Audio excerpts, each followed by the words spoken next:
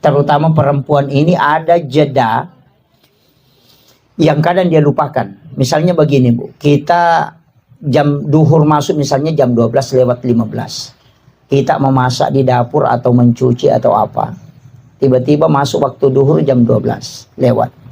Kita belum, karena masih kerja. Cuci piring, apa, siapkan makanan. Sampai jam 1 belum selesai. Kemudian tiba-tiba kita haid. Tadi kan mendapati waktu duhur.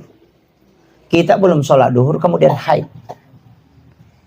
Kita mau sholat tidak bisa. Tapi kita sudah ketinggalan satu sholat. Maka itu dosa besar.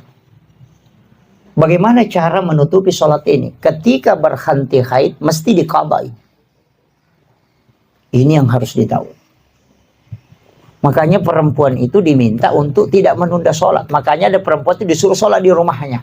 Supaya kalau dikhawatirkan kalau dia haid, makanya lewat. Itu jadi masalah. Dan itu banyak tidak disadari. Kadang masuk waktu maghrib, sibuk ngurus ini. Atau masuk waktu isya, sibuk, langsung haid. Itu tidak bisa sholat. Maka dia harus qadha itu. Ketika berhenti haid, ganti itu. Jangan tunggu lagi waktu isya. Nah bilang, isya dulu. Nah ini baru subuh, nanti isya. Kalau mati kok kalau duhur ya bagaimana? Makanya sholat yang ditinggalkan dengan rentang waktu seperti itu diqadha ketika sudah bisa diqadha.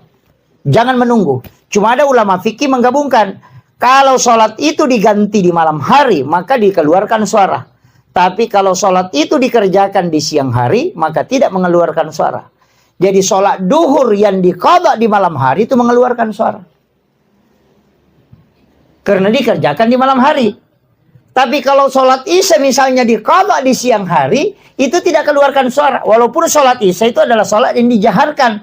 Tapi ketika dikerjakan di siang hari, maka itu tidak dijaharkan. Itu disir. Nah itu kalau fikihnya.